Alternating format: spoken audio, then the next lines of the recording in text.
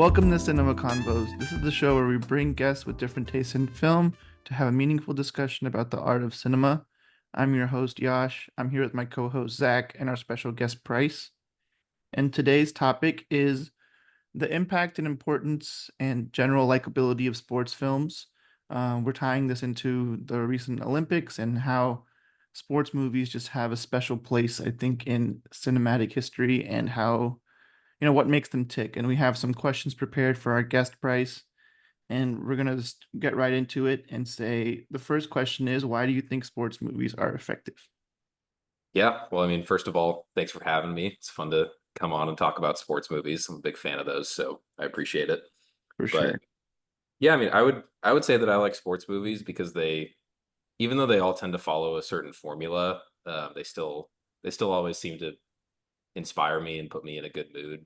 A lot of them usually involve an element of an underdog story where someone whose back is up against the wall or is not expected to perform effectively comes through in the end and gets a victory in an exciting way. One of my favorite sports movies ever, and I think really defines the genre, is the Rocky movies, to where you're always going to get a good training montage. You're going to get a situation where he feels like he can't win, and it looks like the odds are against him, even if he's won before. And you know, we're always going to get an interesting ending, even if it doesn't always involve victory the way that we expect it. It'll at least be a moral victory, and it'll be an interesting thing to see. Yeah, and for sure. I mean, I think what's super interesting about the Rocky movies is spoiler for Rocky if you haven't seen Rocky, but he doesn't win the boxing match at the end. And I think the the formula tends to flow towards like the person winning at the end, but it's so interesting that Rocky like kind of created that formula for sports movies for a long time.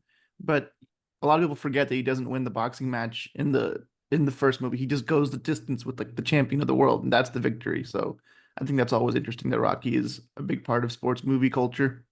Yeah, I think as far as the sports movies go, sort of echoing what Price said. So something about sports movies, they are formulaic, but it's a formula that usually works. It shows you something to believe in. They give you reasons and why you should be rooting for this person or team or against this person or team, and you're just along for the ride.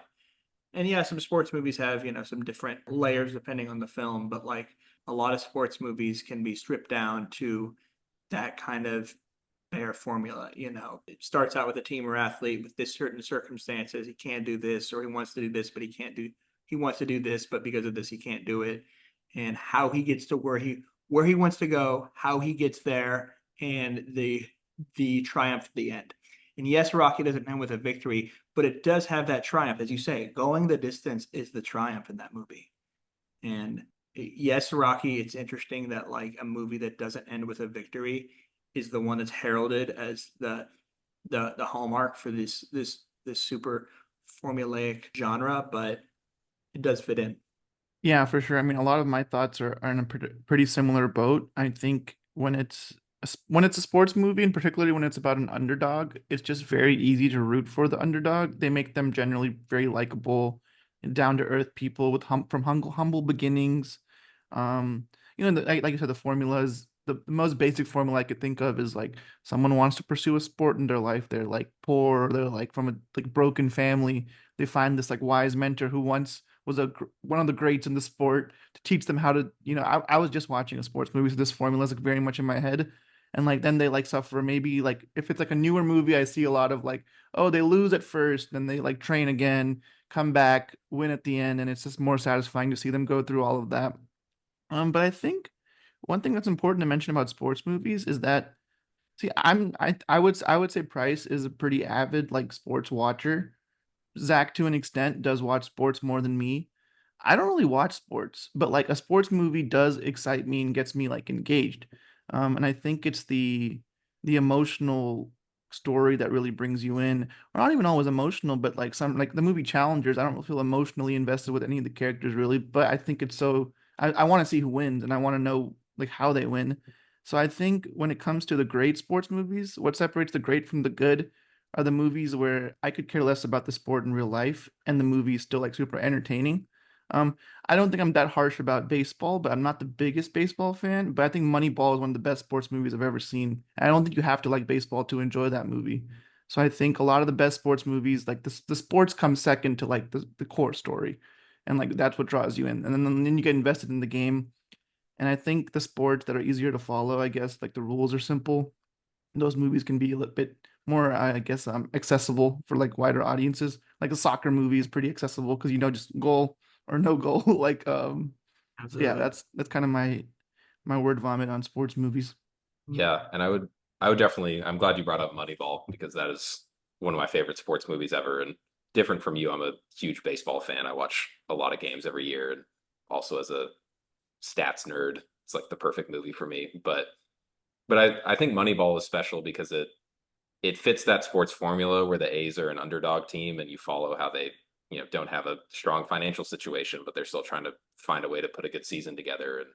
And even if they don't win a World Series and Billy Bean stays with the A's and never gets him that title, it still shows how he revolutionized the game of baseball. And his work has such a profound impact on the baseball that we know today. And now it's a technique that's used by every team in the league. So it's, as a sports fan, I love it when you can see a story of how the sport was changed and how we've gotten to the point that we're at now. Yeah. But it's good that Yeah. that's a movie that can also be enjoyed by people who might not directly be a baseball fan.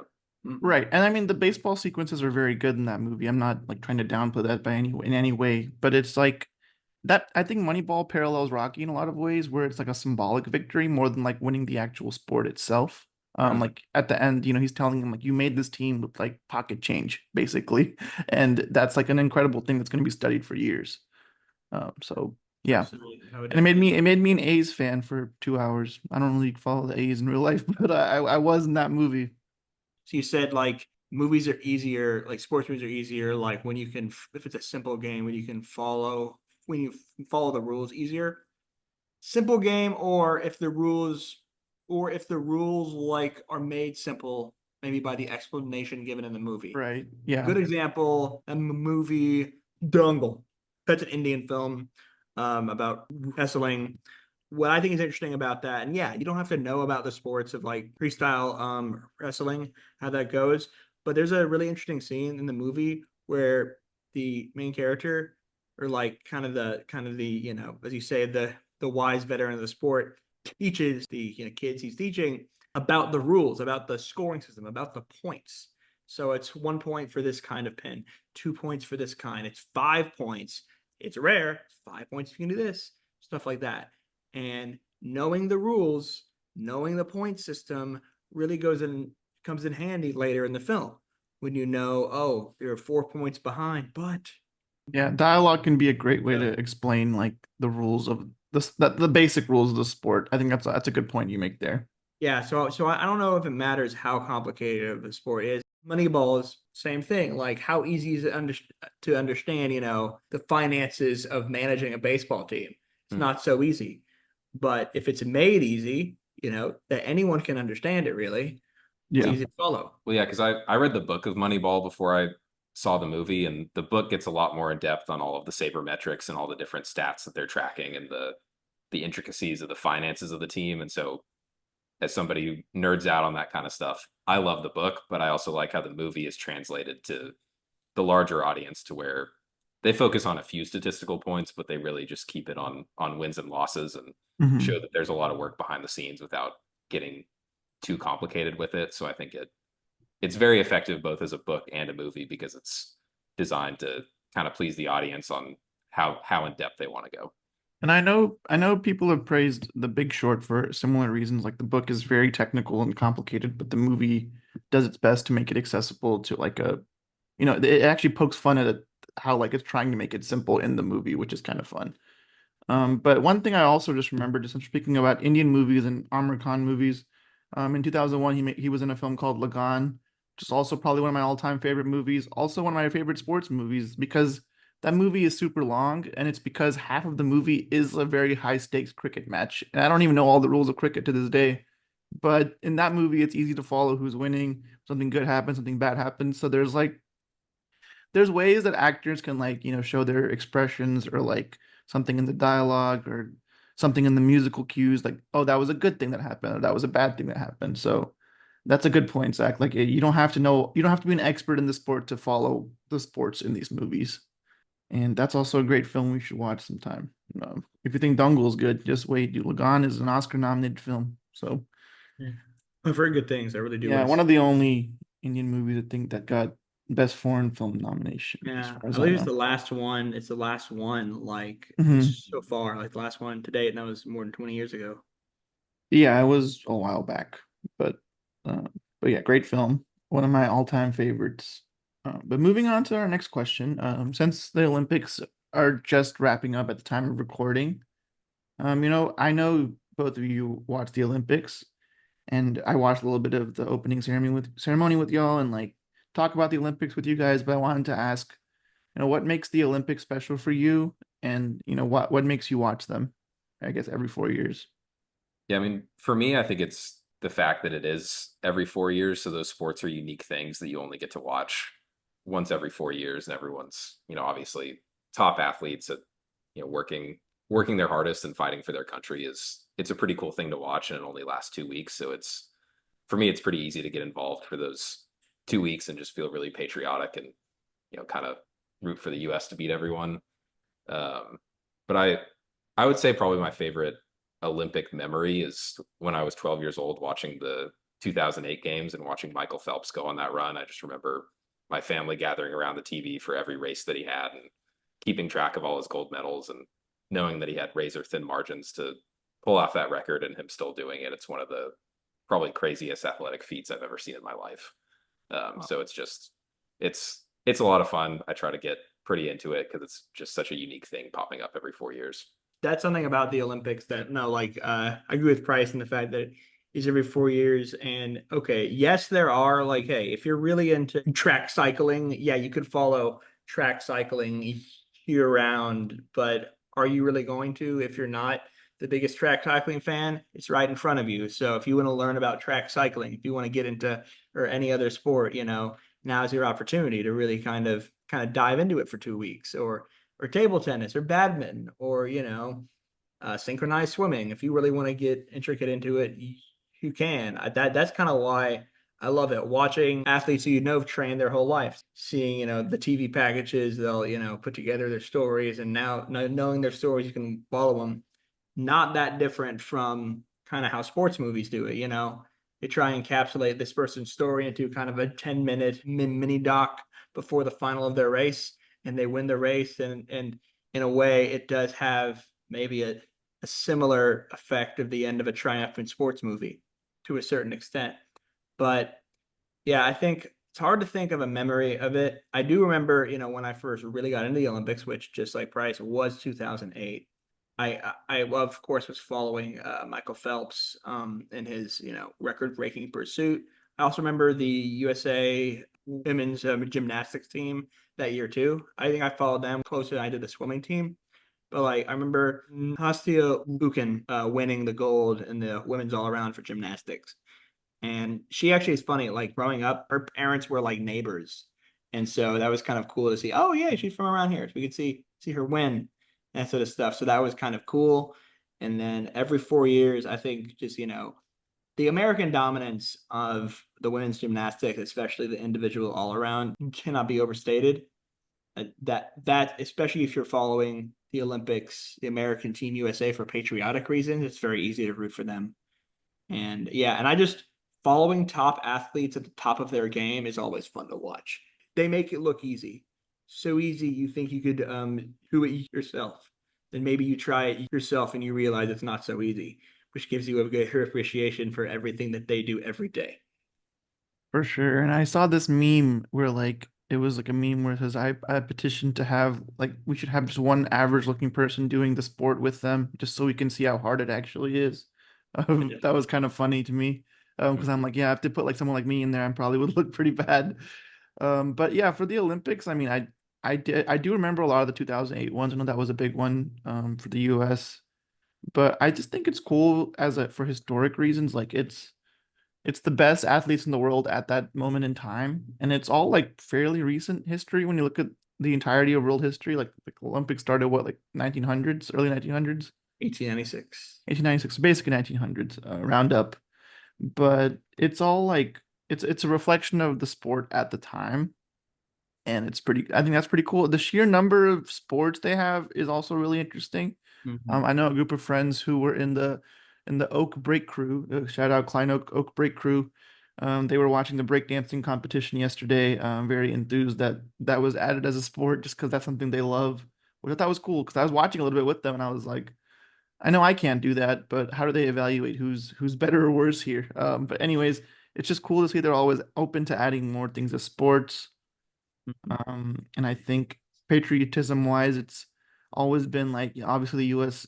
Keep an eye on the U.S. because I think we have like a lot of the most of the athletes in the world. Um, I like keeping an eye on India, not only because I'm in an Indian household, but also it is interesting to see the nations that are not particularly known for athleticism, like sending their best, just to see like there's some talent out there. I would, as an Indian person, I don't think we're known for our athleticism. We're known for a lot of us love basketball, but it's more recreational.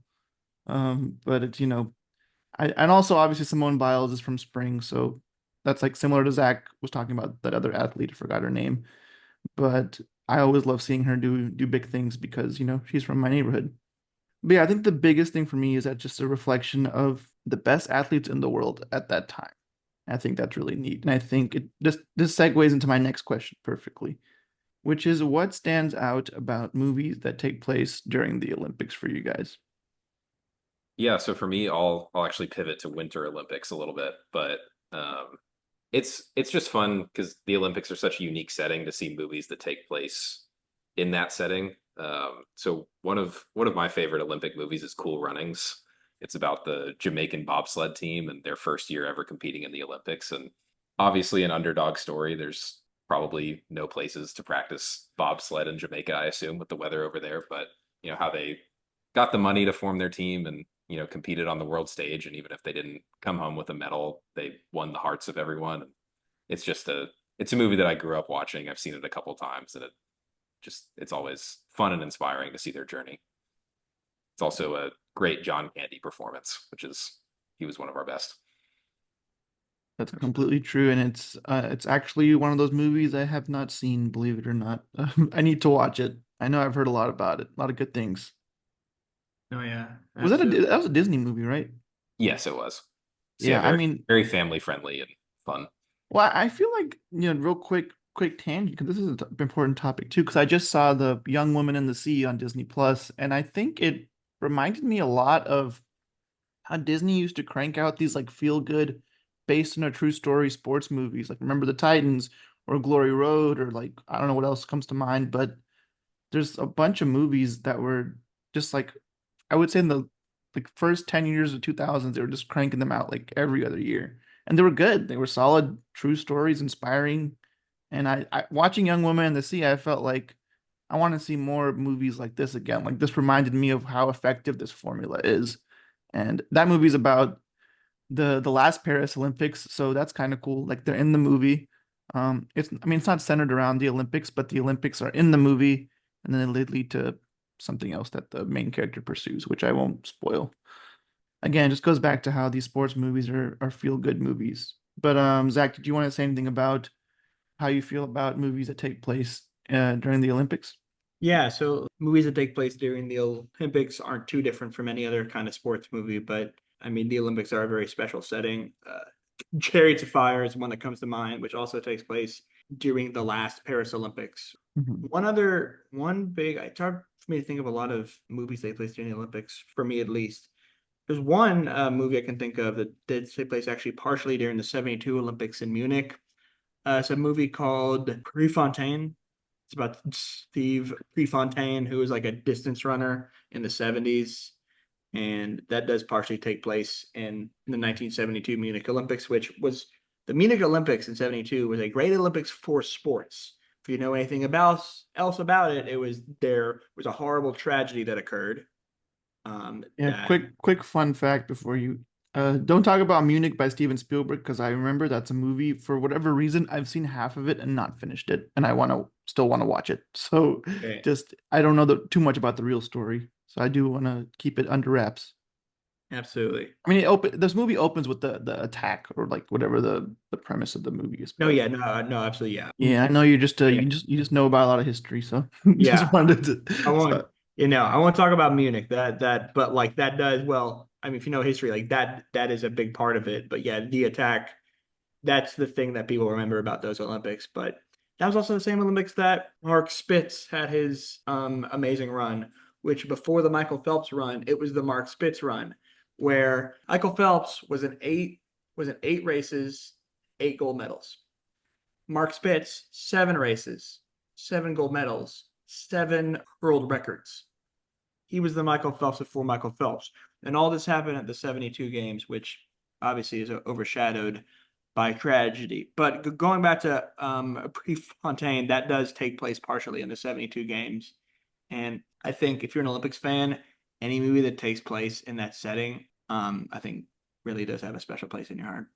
for sure, for sure, I totally feel that. And I think with the movie, for me, when a movie takes place during the Olympics, the stakes just feel higher. Especially if they really frame it in a way where the character is like, that's what he or she wants to pursue with their life. And it's so funny because before recording this, I was watching this. There's a new Indian movie called Chandu Champion, which is from this year. Like the whole premise of the movie is that like this guy as a kid he like witnesses the appearance of like the first medal winner in India, and he's like, I'm gonna do that, and like that's the entire movie is his journey of like pursuing that. And I'm still halfway through it. I'm gonna finish after this recording this, to be honest. But it's really awesome to see. I think movies, particularly about India at the Olympics, just because they haven't been a free nation for that long. So a lot of these movies take place like in the 50s and the 60s, or like they were free in 1947 for context. So it's like before that, I believe they'd be considered like British citizens if they went to the Olympics, or something like that. But it's really cool to see that. Like, I know the movie's probably dramatized, but imagine having a childhood dream to win a gold medal and just like seeing it through is like so satisfying. That's also what I think, going back to my point about even watching those little 10-minute little videos they play before the races or the competitions have almost a little bit of that effect, because yeah, they don't show it, but you could just imagine that this was a dream they had since they were a kid. Hey, they'll show, I know there was the pole vaulter this year who won the gold medal in the pole vault. They kind of showed, they interviewed his parents and showed videos when he was 3 practicing pole vault, and they showed, this is our backyard. Since he was 3, it's been a place where he pole vaults, and showing all that. And just, you can imagine that this has been a dream, hyper focused since he was a baby, of like, this is what I'm going to do, or a kid, since this is what I'm going to do when I grow up. This is all I want. And just seeing them accomplish that, I don't care if you're watching a movie or not, that's heartwarming and encouraging. For sure. And just being good enough to qualify for the Olympics is an achievement on its own. So when you get to see them like defeat all these like crazy talented athletes who are just as good as they are, it's just very satisfying to see someone, fight for what they want. And I think an underdog story is not only prevalent in sports movies, we see it in all kinds of movies. But particularly in sports movies, we love like one of my favorite sports movies is Rudy. I think Rudy is a great movie. That's like the underdog movie maybe, but like it's so heartwarming and feel good, and it's less about the football, it's more about a kid like chasing the impossible. So it's just very heartwarming to see. All right, so here's gonna be you might have a lot of responses for this. It's totally fine. But are there any sports movies in particular you'd like to highlight or acknowledge as personal favorites? As long if the movie is centers around any sport, it is a sports movie. So it doesn't have to be a drama, it can be a comedy as well. I'm glad you mentioned that because I wanted to highlight sports comedy specifically because I think that's been less of the discussion so far. But I think sports, it can be a great platform for inspiring stories, but it can also be a great platform for comedies as well. Two that I would highlight that are some of my favorites are Happy Gilmore and Dodgeball. Both Those very both can good. get very like slapstick, but I just have a lot of fun when I watch those movies. I mean, Dodgeball is a great Ben Stiller performance. There's just so many good comedic bits in it. And then Happy Gilmore is just one of my all-time favorites. The way it takes a sport that's taken so seriously, like golf, and is considered such a proper sport, but allows a hockey player to enter that sphere, and all of the comedy that comes with that, and then also the Bob Barker cameo is one of my favorite scenes in any movie. And Absolutely. it's Yeah. funny because golf is almost like stereotypically seen as like a boring sport to watch, but like Happy Gilmore makes it so fun and like slapstick and like just a good time like the whole way through. Anytime they're playing golf, it's so much fun to watch. It's not Mm. realistic, sure, but it's entertaining. Okay, so here's what I'm gonna do. I'm gonna give you a list of every sports movie I've seen, sports or TV show, because I want to include a TV show. Just get Um, every sports movie you've seen. but that How has much time do we have, that Yash? has above. It's actually not that. I'm gonna do above 8 out of 10 or more. I Okay. think that's a fair filtering system. So it's gonna be rapid fire. I'm gonna go through all of them. I'm not gonna explain what they're about. Let's Okay. do it. Why All not? right. Let's do this kind of stuff on the podcast. Let's go. All right. I'll say the rating before I go down the list. And one of these I recently changed from a 9 to a 10, which you guys will know which one it is. All right, starting with the 10s: Dongle, Ted Lasso, Ford versus Ferrari, The Fighter, Warrior, Chuck the India, Rush, Lagan. Now we're at the 9s: Challengers, Creed, 83, The Wrestler, Eddie the Eagle, Moneyball, Cobra Kai, Rudy, The Last Dance, Gold, the Hindi one, not the Matthew McConaughey one. Sultan, that's not a sports movie. I, Tanya, Friday Night Lights, the series. Haven't seen the movie. Remember the Titans, The Karate Kid.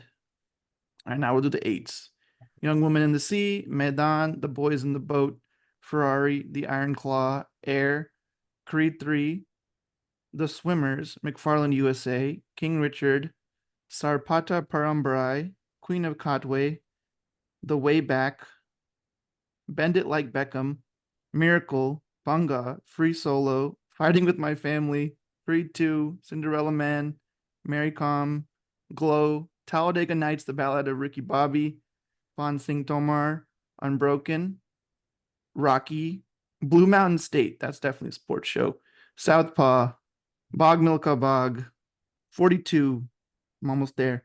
The Greatest Game Ever Played, Like Mike, Kicking and Screaming, Miracle in Lane 2, Jump In, The Sandlot, The Blind Side, Soul Surfer, and Space Jam. I love All right. it. Anything beyond that is a 7. A 7, which is a very good rating, but I'm not going to go through the 7s. I I love give the too many fact. 7s. I love the fact that you just named just all of them. You just named them all. Yeah, it's a reminder that I need to see a lot of those still, but I'm glad you snuck a Jump In there with an 8 out of 10. Jump In is it's a staple of my childhood. I don't think I know that movie. Maybe I'm It's a ignorant. Disney Channel movie. It's a Corbin, decom. Corbin Blue jump ropes He gets bullied Oh, for jump roping. because he's supposed to be a boxer. oh, Supposed to It's be a boxer. it's Well, High School Musical, but recycled to a jump roping movie. Yes. I That's love it. that's actually exact. I watched it before I saw High School Musical. That's why I Really love was. it. Nice. Those are all good. A lot of these are good picks. Do you have any? Josh, do you have any specific ones you want to highlight there that are your favorites? Yes, let's just do like a top 3 maybe. One second, let me pull up the list here. And this is just what IMDb is telling me is a sports movie, which they had some movies in there that I'm like, that's not a sports movie. Why is that one of the genres? But I tried to limit it to sports like that are, I guess, conventional sports. Okay, I do know what I want to highlight. There'll just be a couple. Give Yeah. it to us. I'd like to highlight Ted Lasso, one of my all-time favorite series. Fairly new, but I think it captures like the feel-good, wholesome vibe without needing to care about what the sport of soccer. It makes it super fun to watch. The characters are so lovable, and they're given time to grow just because it's a TV show format. It runs for 3 seasons. It's very easy to watch. Very good show. Hits a few bumps here and there, but overall, I love the show. And one of my favorite pieces of sports content in the last few years. I'm gonna highlight Rush as well because I think Rush is so interesting because I don't think either character is made out to be like that likable. Like they're both kind of crazy about their sport in their own way. When we have a podcast episode about Rush, but I think Rush is just super good. And I will also highlight, I mean, Lagan's one of my favorite films, but I've already mentioned Lagan. And in the interest of highlighting another film, there's a film called Chuck the India with Shah Rukh Khan, King Khan, from 2007. It's about Indian women's national hockey team.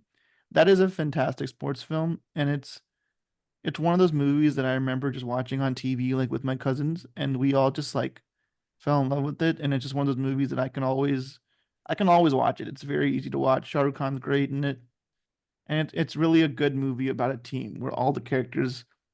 I think one topic I do want to bring up is that when you make a movie about a team, the individuality of each athlete can get kind of lost in the story. But in that movie, I feel like each team member has like their own battles, their own story arcs, and it's more engaging because of that. But in solo sports movies where it's just one athlete, I think it's easier to dive into what makes the character tick and like what drives them. So yeah, those are the three I'd highlight. I'll throw in Ford versus Ferrari because like I don't think enough people talk about it because it came out in 2019, but it's just so good. Oh, that's a great movie. I think as far as for me, I mean, there's a lot of great sports movies, but I've actually always been more drawn to sports documentaries more than actual sports movies. I mean, I'm drawn to both, but like I've always had a love for sports documentaries. ESPN's 30 for 30 documentaries. I one Mm. Christmas I was gifted a whole set of like all 80 films they've ever made or whatever, and I still have that set, and that was like one of my favorite things. Like I really love like basketball is one of my favorite sports. Really love the NBA, and how I got into that was like watching a lot of sports documentaries about it. There's an HBO documentary called Magic and Larry Courtship of Rivals. That's like one of my favorite sports documentaries. It basically does, and there's other shows, movies that have done that too. Well, like I know that HBO show about the Showtime Lakers, also actually a really good and underrated show. Did this, but like uh, Courtship of Rivals really does kind of shows the lifelong rivalry between Magic Johnson and Larry Bird, really both in college and in the pros, and really kind of broke it down kind of by year, by milestone, and in a really way you can really like understand, you can relate to. And that's something I really liked. There's several others. A lot of them are basketball. The Fab Five, which was one about the University of Michigan college basketball team in the early '90s, was really good. Oh, one of my favorites. We're talking about the Olympics. There's one called 979, which is about the 1988 Summer Olympics men's 100-meter dash, which was very famous for the fact that the winner, Penn Johnson, was disqualified for using steroids. But the fact is, every single athlete in that 100-meter dash was at some point implicated and accused, and sometimes, in many cases, proven of using steroids at some point in their career. And it's very interesting just how it breaks down that story of each runner there. The fall of Ben Johnson, and also talk about Carl Lewis, how big of a figure he was in '80s track sports sprinting. He was really listen. They should make a movie about him because he's a perfect anti-hero. But that really is one of my favorites. Yeah, for sure. I mean, documentaries are definitely something I feel like I haven't watched enough of. You saying 979 like that just unlocked a fish camp chant in my mind. So thanks for that memory. 979. Oh boy. You've come a long way since then. Yeah, Speaking it's good. of It's a good speaking of area to go Texas to. A&M, here's my official pitch to Hollywood.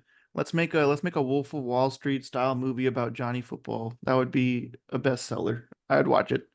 I Um, absolutely agree. We're that would be so entertaining. Film it at the Rise at Northgate.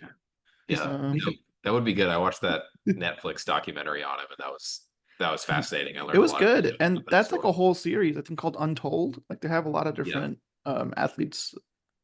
But it's funny you bring up The Last Dance. What I mean, obviously, I'm out of the sports I watch. Basketball is probably the one I enjoy the most. Always been a Michael Jordan fan, just because if you're a fan of basketball, how can you not be a fan of Michael Jordan? He's just like he is one of the goats, maybe the goat of basketball. And when The Last Dance came out, I remember it was like right when COVID was starting, and it was just like the show that everyone was talking about, and it got super high ratings, one of the highest rated shows of all time, even now. And I watched it and I loved it. I was so engaged with the way the documentary was made. It's like a very bingeable documentary. Like it's just edited so fast. You want to see like how it plays out, and it's just really cool. And I think it was the right choice to make a Michael Jordan documentary versus like a biopic. I think the movie Air about the Air Jordans was maybe more interesting than a movie might have been. Trying to cram that much greatness into one movie just might be too much. But a documentary really breaks down his career from his early college days and how he got to the Bulls, his short like baseball run, like just different things he did in his crazy career. He made Space Jam. Like, come on, man. He's what a guy. But Space yeah, Jam. Hey, talking about sports movies, Space Jam's a great one. I I mean, mentioned I it. say It was that. in the list. Yeah, That deserves its own episode, I think. I It say does that. for sure. I say that partially for nostalgic reasons, but also, hey, it does somewhat hold up. I think it does. Definitely better than the LeBron one. So Yeah, Space Jam 2 that's is a hot garbage. that's a tally in the Jordan GOAT versus LeBron conversation. Better Space Jam Yeah. movie. What I will That should say, honestly give Jordan the leg up because Space Jam 2 is like unwatchably bad. um, Like, what I will say is that talking about the Last Dance little thing, I mean, Jordan had been sitting on most of this footage for a long time. This footage, this is from the 97, 98 Bulls season. Michael Jordan's final on the Bulls. This footage has been around for a while. They've been sitting on it. Jordan hadn't authorized it, but around 2019, 2020, this is when rhetoric had been starting popping up about, between the GOAT debate, Jordan and LeBron, maybe LeBron is coming up on him. I think this is at the point Jordan was like, it's time. You got to remind him. yeah, for sure. I mean, Jordan just the whole series is about how like incredible he was. Like it's so interesting to see someone who's made such an impact on the sport. But yeah, no, I definitely haven't seen that many. I mean, I feel like all the sports documentaries I watch are about like controversial like things. Like Athlete A. I've seen that. Like, but that's not like a inspiring story. No, it's more of a scandal. Yeah, like I watch all those sports scandal documentaries. Uh, One of my favorite sports scandal documentaries. I mean, it kind of is, but it's also in this 30 for 30 collection I have here. It was just one date in 1994. I think it was June 17th, 1994. It entirely uses archival footage. It led to the OJ Made in America, uh, that long documentary, but this was like the precursor kind of where that was the day that the OJ car chase happened. Game 7 of the 94 NBA Finals in Madison Square Garden was that, or actually, it was in Houston because they were playing the Knicks.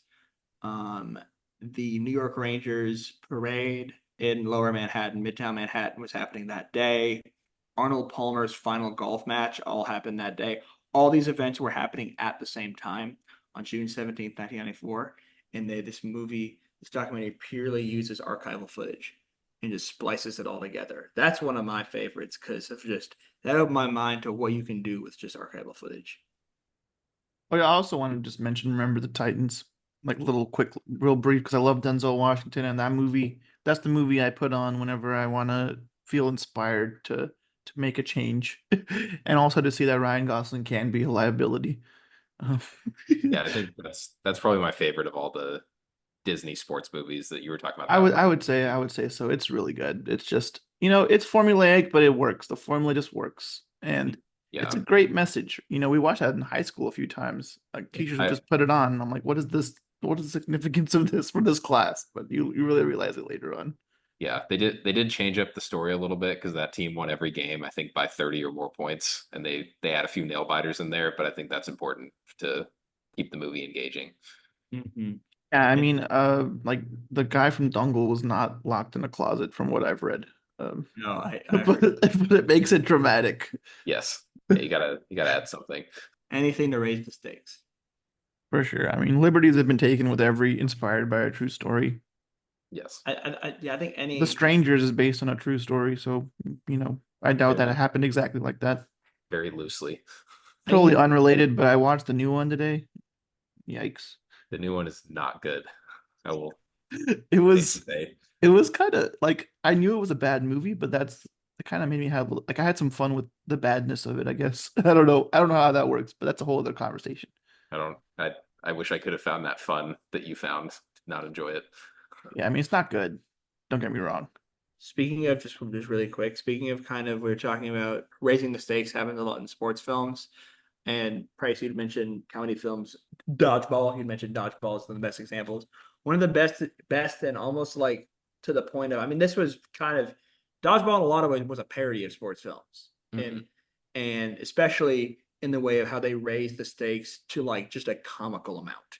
Mhm. Where the final spoiler for the end of Dodgeball. Hope it's okay if I spoil Dodgeball for people. I mean, I've seen it. It's a comedy film. It's been around for almost 20 years. So they're at the final match. It's like, what was it? Vince Vaughn's character has to Ben Stiller's character comes in, hey, you can sign away the rights to Average Joe's Gym to Globo Gym, and you're left with wonder if he did or not. He's gonna leave the contest, and because of that, their team has to forfeit, and you're like, oh, they're gonna forfeit to Globo Gym, and then they don't forfeit, and then the match goes, the most exciting way possible, and then it ends in like a sudden death overtime, where the first person to hit each other with a dodgeball wins, but then Vince Vaughn, and allude to something earlier, blindfolds himself and still hits Ben Stiller's character and wins it to the reveal that he actually signed the rights away of Average Joe's Gym to Globo Gym the night before, but he took that money and bet it on them to win at 80-1 odds, which means he's made millions of dollars. And since Globo Gym is a publicly traded company, he can buy Globo Gym, and now he owns it. Like, that's like the unbelievable amount of raising stakes to a comical degree. And I just that's funny, and honestly a heartwarming and satisfying end to a film. So that just reminded me of a movie I want to actually point out. It's not a sports movie, but sports play a major part in the finale of the film. Uncut Gems.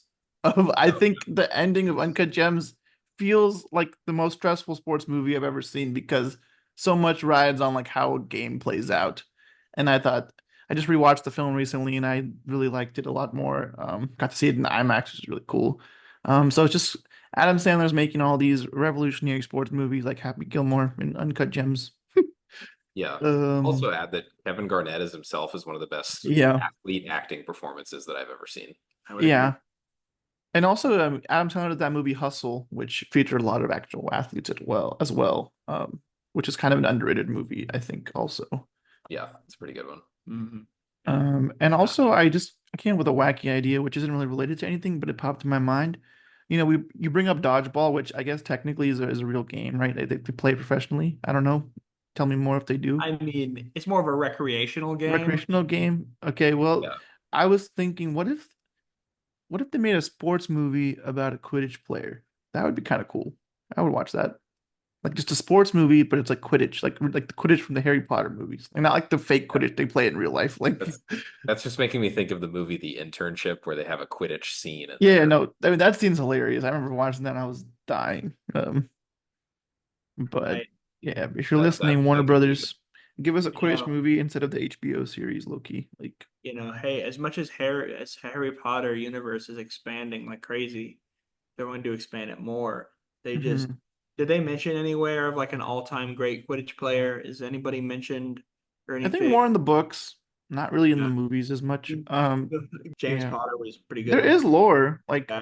it's there, like because there was a game, Harry Potter Quidditch World Cup. I played it as a kid, and they had all these like fictional like teams from different countries and stuff, and it was a great sports game. And one of my gripes with Hogwarts Legacy is that there's no Quidditch in it. But I heard they're gonna maybe add it in the sequel or the DLC or something. Okay. That game starts and they're like, Quidditch has been shut down for the year, and I'm like, why? That's lazy. I want to play Quidditch. I can do Um, anything else in this game. Let me play Quidditch. You can fly a broom around campus though, which is kind of fun. And you can go like kill goblins and stuff. I Anyways, I didn't know there was a Quidditch World Cup Harry Potter game, it's and old, but I used to play it as a kid. so I want to buy it. Get it on GameCube, dude. I will totally play that with No, I you. still have the GameCube, so I'm gonna get it now. If You you was get that informing game, me. I'm coming over. And I'm Like gonna I'm find. I'm gonna hopefully I can get it for more than like, or just hopefully I don't have to spend like looking up what the going rate is. 70. I don't have to spend $70 on it because then I won't get it. But if I can get it for 20, $30, I'm so getting that It's game. one of those games that's like a novelty though, so it might be a bit trickier. Yeah, if it's $200, because I could see those games like Alright. just being like they're antiques at that point.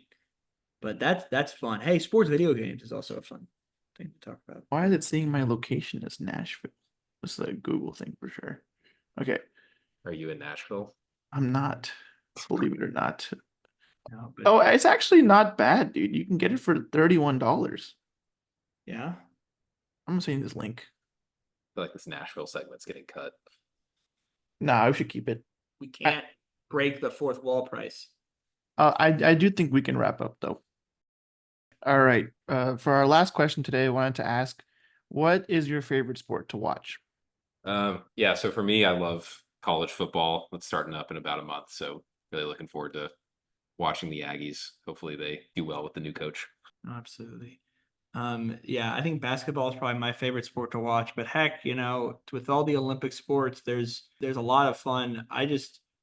Basketball is my favorite common sport that's on a lot, but honestly, like, oh, my favorite Olympic sport to watch is canoeing, specifically like the slalom canoeing, the one where it's like whitewater rafting. That's like my favorite sport to watch because it looks so difficult, but it's really cool. And that's probably my favorite. I'm not going out of my way to watch slalom canoeing. It's just I'm not passionate about it, but it's cool to be able to watch it during this time of the year. And so that's neat. But yeah, Yeah, for sure. I mean, there's all kinds of sports in the Olympics, which is cool. For me, I mean, as I said earlier, basketball is generally the sport I enjoy watching. I'm more of a watch the Rockets or watch the playoffs kind of guy. There's too many games to watch all of them, I think. Enjoy A&M games. A&M football games are always fun, especially when we have a, decent season. But I think, yeah, those, I mean, root for I root for A&M and I root for, Houston teams. That's pretty much my general fandom, where my fandom begins and ends.